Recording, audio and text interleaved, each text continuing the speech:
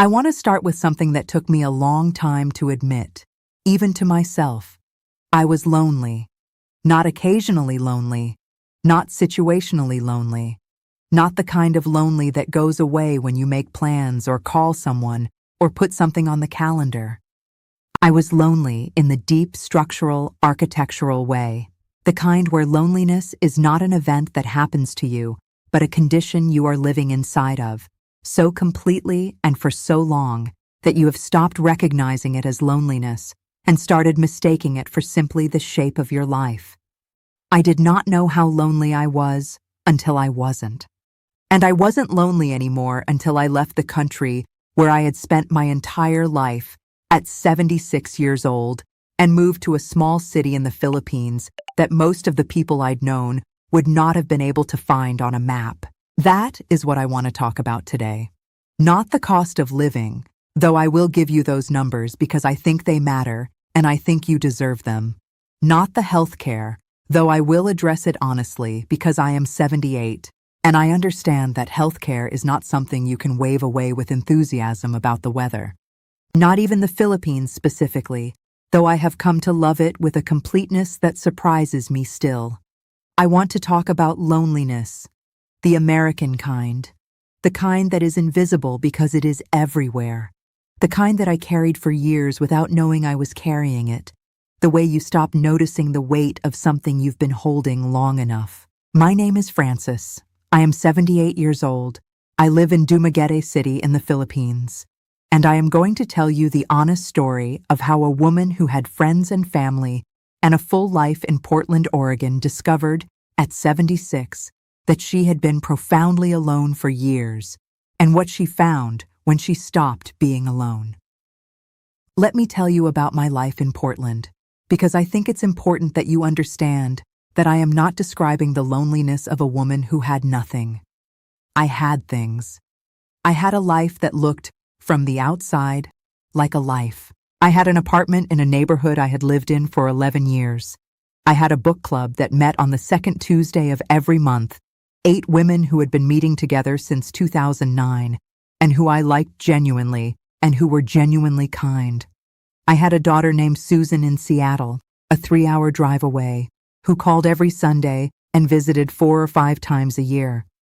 I had a son named Michael in Boston, who called less often and visited less than that, and who I loved in the complicated way you love an adult child who has grown into a life that doesn't have much room in it for his mother.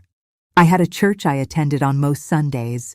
I had a coffee shop where I was recognized and where the barista knew my order. I had, by any reasonable external measure, a connected life.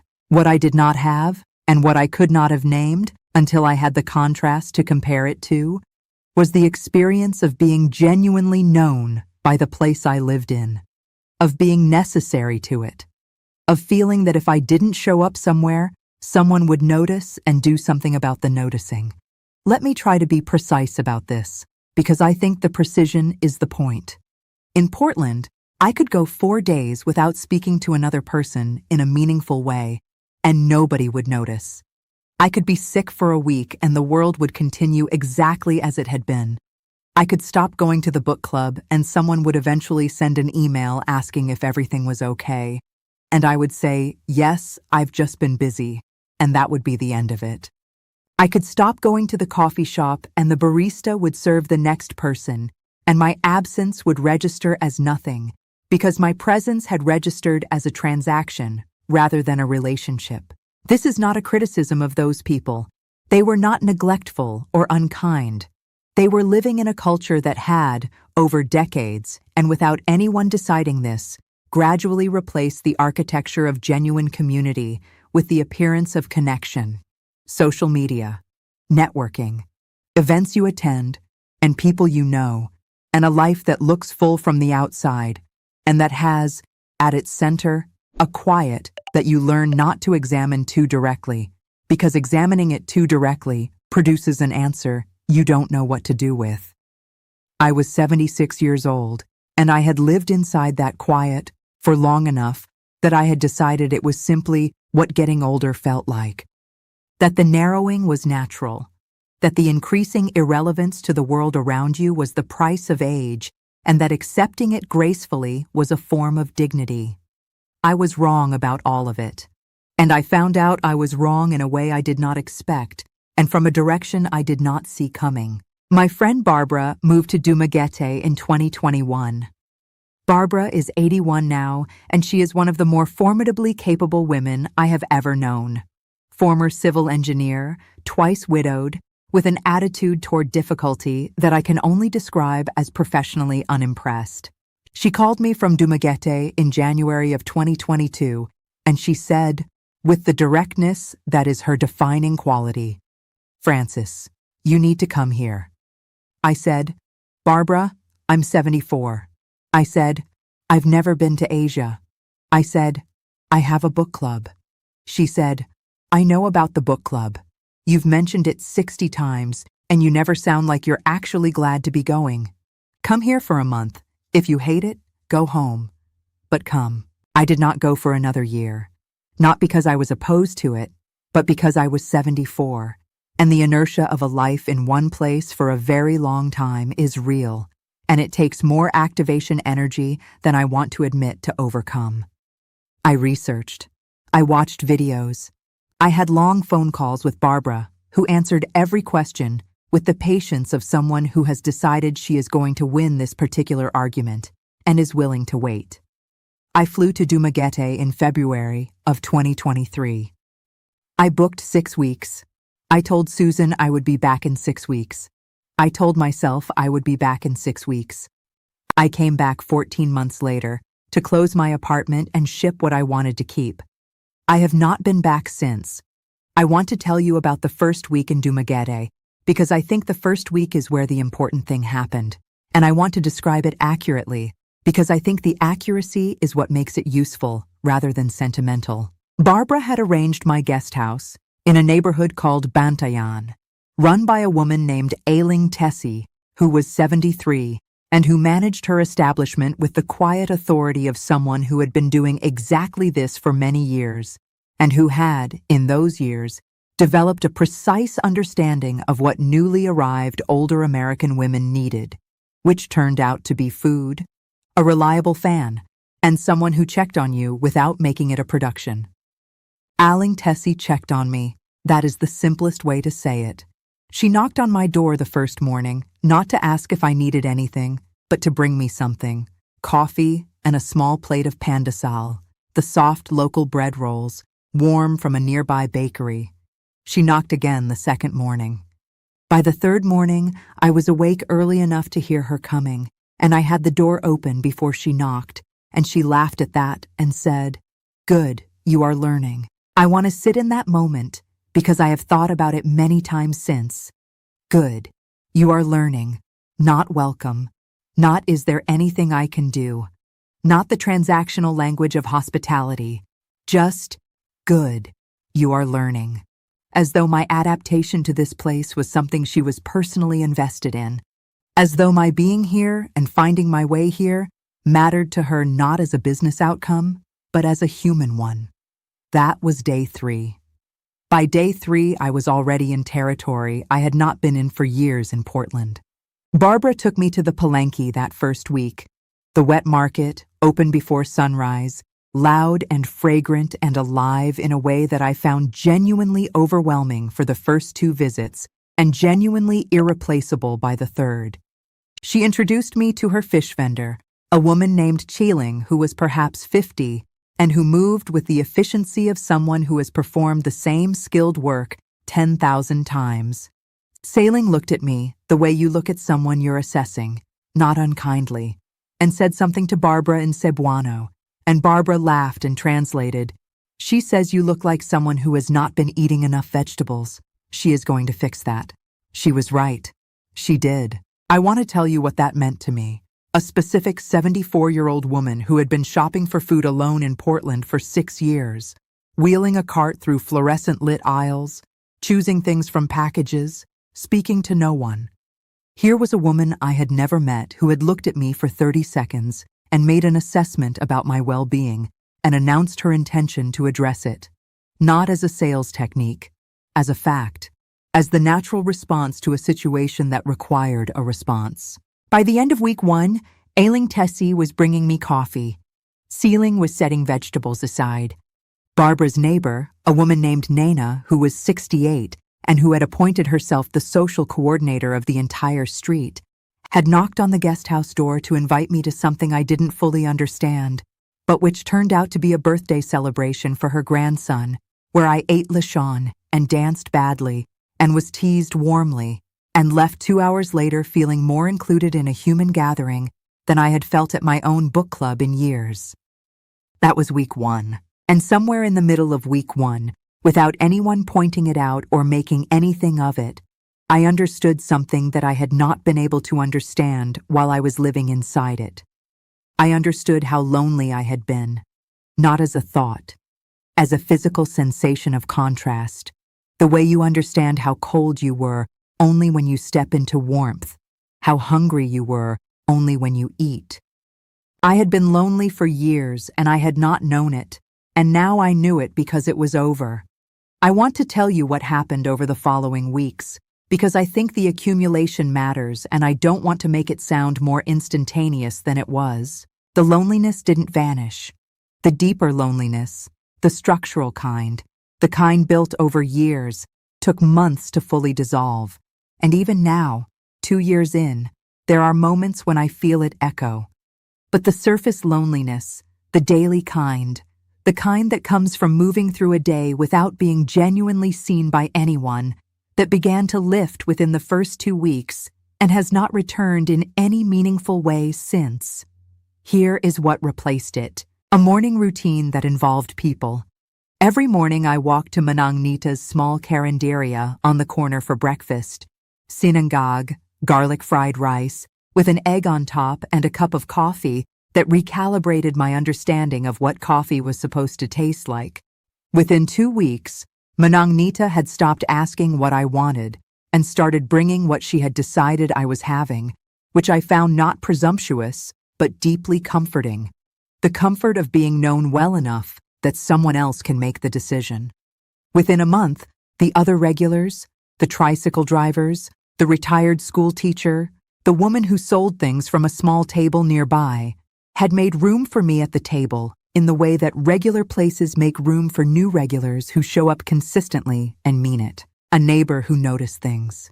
Nana became, over the first 2 months, the kind of neighbor I had not had in Portland in 11 years. She knocked on doors. She shared food. She knew when something was off about someone, and she addressed it directly in the warm, slightly intrusive way of someone who considers your well-being her business, because you are nearby, and that is what being nearby means. She knocked on my door one afternoon in my 2nd month because she hadn't seen me since morning and wanted to know if I was all right. I was all right. I had simply been reading.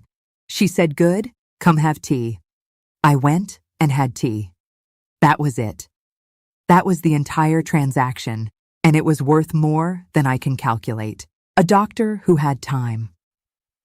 Dr. Villanueva has been managing my care for 2 years.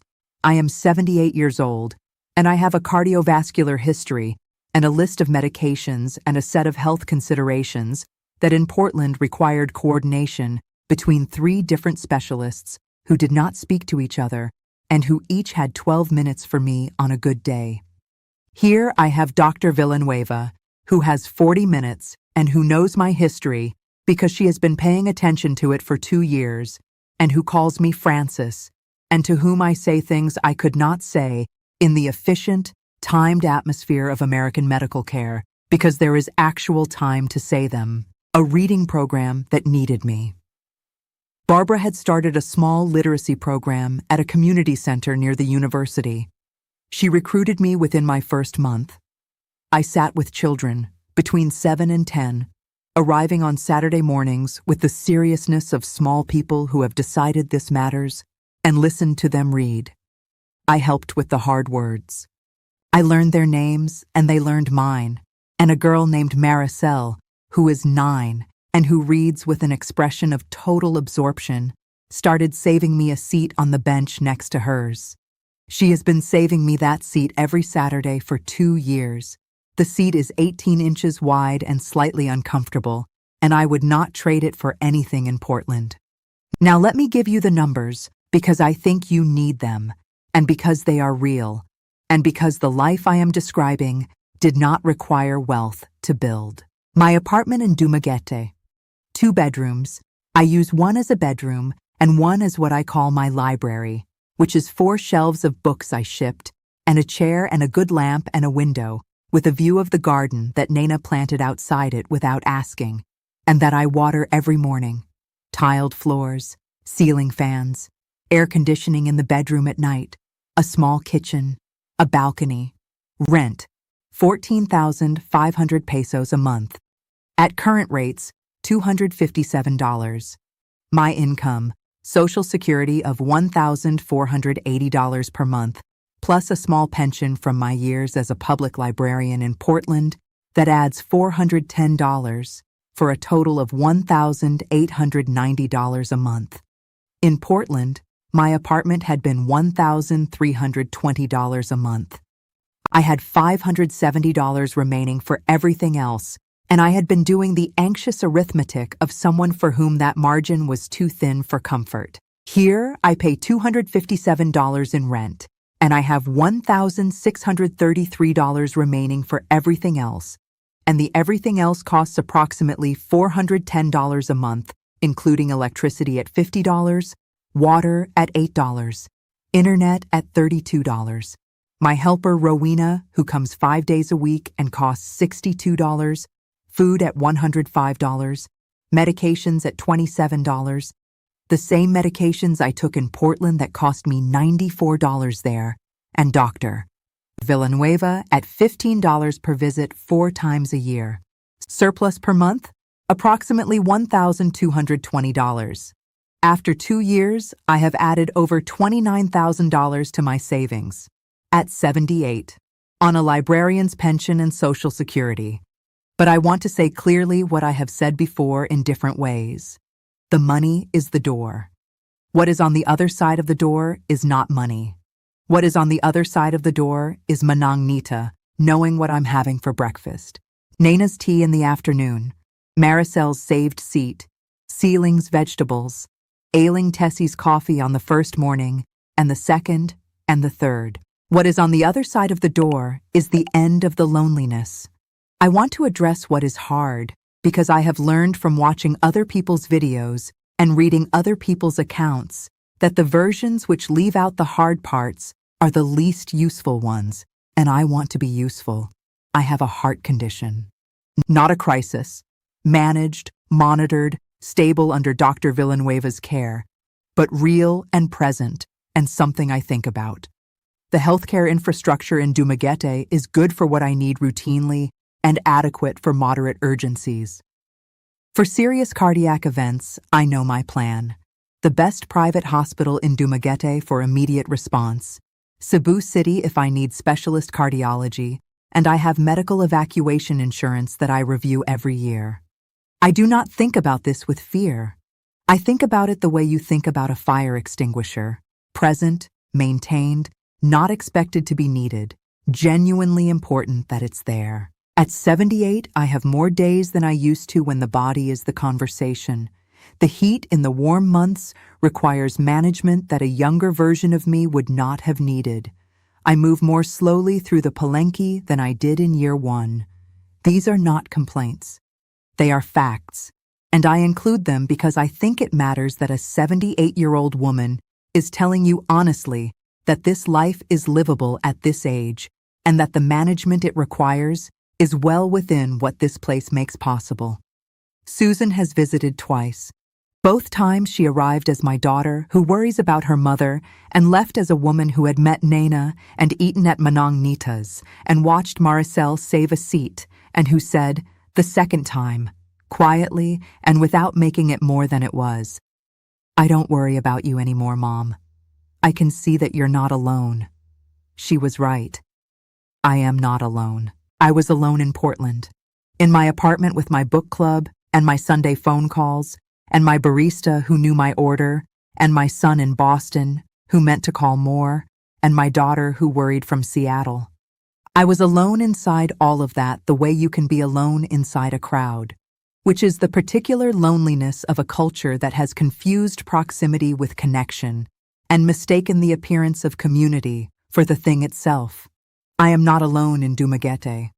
I am 78 years old, and I live in a city that has, over 2 years, learned my name and my habits and what I take in my coffee, and when I haven't shown up somewhere and what to do about it. I live in a place where my absence would be noticed, where someone would come, where the bench has a seat saved in it by a 9-year-old who has decided, with the total authority of a 9-year-old, that I am hers on Saturday mornings. That is not a small thing. That is not a secondary thing. That is not the thing you get to after you have addressed the finances and the visa and the health care. That is the whole thing. I am 78 years old. I have more years behind me than ahead of me, and I am old enough to know that and honest enough to say it. And from where I am standing, on a balcony in Dumaguete in the early morning with coffee, and the street doing what it does, and the day not yet requiring anything of me, what I most want to say to the women watching this who are somewhere in the version of life I had in Portland is this: the loneliness you feel is real. The loneliness you don't feel because you've been inside it so long you've stopped calling it loneliness is also real. Both of them deserve to be taken seriously as reasons to consider whether the life you are living is the life that is actually available to you. You are not too old. I was 76 when I came, and I was not too old, and I am 78 now, and I am still not too old. The age is a fact, and it is not a disqualifier. What it is, if anything, is a reason not to wait longer than necessary. Not because the opportunity closes, it doesn't, but because the years when you are healthy and mobile and capable of building something new are the years you want to use for building rather than for postponing. I postponed for 2 years after Barbara called me. I don't regret those 2 years in a consuming way, but I think about them sometimes. I think about what those 2 years in Portland were and what these 2 years in Dumaguete have been, and I understand that postponing was a choice and that the choice had a cost, and that the cost was measured in the thing that I now have and did not have then, which is the opposite of alone, which is Nana's tea and Maricel's seat and Manang Nita's decision about breakfast and Telling's vegetables and Aling Tessie on the first morning saying, "Good, you are learning." I was 76 years old and I was learning. I am 78 and I am still learning, and I am not, for a single morning, alone.